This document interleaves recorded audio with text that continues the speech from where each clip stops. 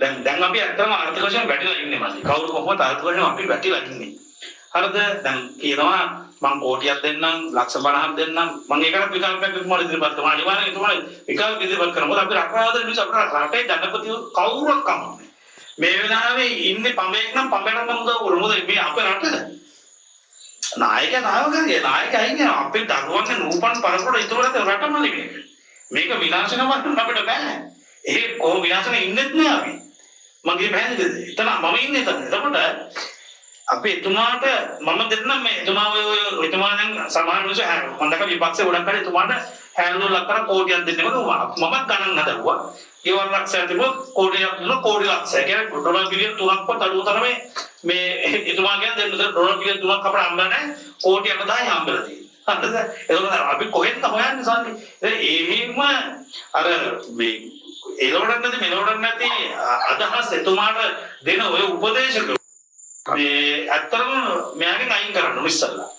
ඔය උපදේශම තමයි දුන්නේ අර මේ ගෝඨා බේලවන්නත් ඔය උපදේශම තමයි දුන්නේ මේ දුන්නාදී මොකද මේ ඩොලර් සංචිතය අඩු කරා දේශීය බදු මුදල් සහන දුන්නා මිල පාලනය අයින් කරා කුෂිකර්මන්ත ප්‍රශ්න ඉදිරියට ඒක රට ඉවරයි.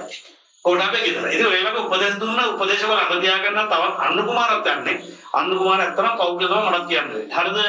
හැබැයි එතුමාලට මම දන්නවා විජේවීර සහෝදරයා විසින් කිව්ව සමාන සංකල්ප තාමත් මෙයා දන්නවා. මෙයා පන්ති පහේ දෙවෙනි අදියර කරපු වෙලේ. පළවෙනි අදියරේ අපි 1965 කියලා පන්ති පහ වුණේ. අපි ඊට පස්සේ පන්ති පහ නැවත සකස් කරන්න වැටි මේ රට ගැලපෙන විදිහට ඒ පන්ති පහ කරපු කෙනෙක් මේ අනුර කුමාර ගැලපේ.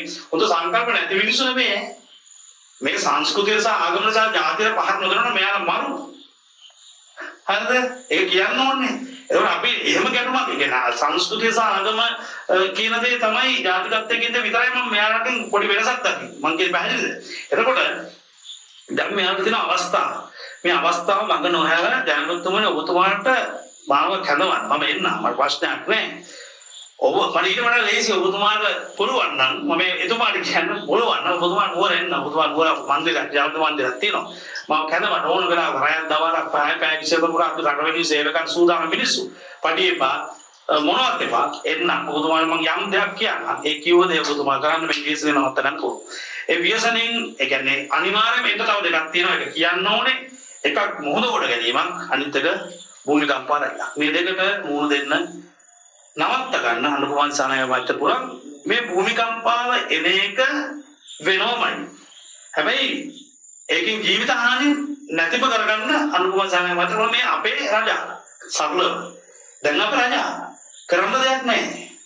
අකමැතිවත් රජා. හරි. දෙවෙනි කාරණා. සුනාමිය එන එක පොඩ්ඩකට අපි ඒක නොවෙන්නත් පුළුවන්. ඒක එනවා අනිවාර්යයෙන් එනවා. හැබැයි එතුමා ඉල්ලීම කරත් ඒක නොවෙන්නත් පුළුවන්.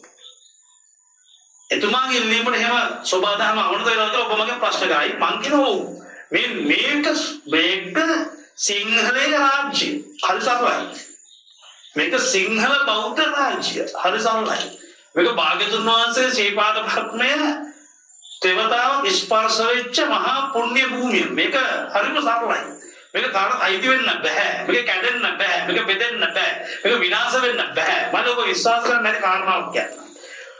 ලෝකේ ගවේෂණය කරලා බලන්න අදටත් ලංකාවට උඩින් සමුද්‍ර රේඛා නිවැරදිව නිර්මාණය කරන්න බෑ. සරල රේඛියමයි තියෙන්නේ. හරිද? ඒ කියන්නේ මේක ගුරුත්වාකර්ෂණයි. ඒ වගේම මතක තියාගන්න අනිත් පැත්තට නොයන් කියනවා. මේ රට තියෙන්නේ මොහොදු සීමාවෙන් ඇතුලේ. හරිද? මේ කඩාගෙන ඇතුලේ එන්නේ නැහැ. මේ කඩාගෙන ඇතුලේ එන්නේ නැහැ ඇතුලේ. මොකක් හරි දෙයකින් මේක බැඳ මම මේක පිට කඩකුත් තියෙනවා. හරිද? එහෙනම් මෙන්න මේ ඒ කියන්නේ දැන් මේ ශ්‍රී ලංකාව මෙහෙම පවතිද්දී වතුර උඩින් තියෙන්නේ. එහෙනම් මෙහි පවතින ශක්තිය ආධ්‍යාත්මික ශක්තිය යම් දිනක නැති වෙයිද මේක අනිවාර්යයෙන්ම වතුරෙන් යට කරනවා නේද? ඒ නිසා මම කියන්නේ මොහොත කොට ගැනීමක් තියෙනවා. මේක නවත්ත ගැනීම ඕන් සතු වගකීමක් වෙනවා. මේ තමන්ගේ ඡන්ද දුන්න තමන්ගේ පාක්ෂිකයෝ සිතන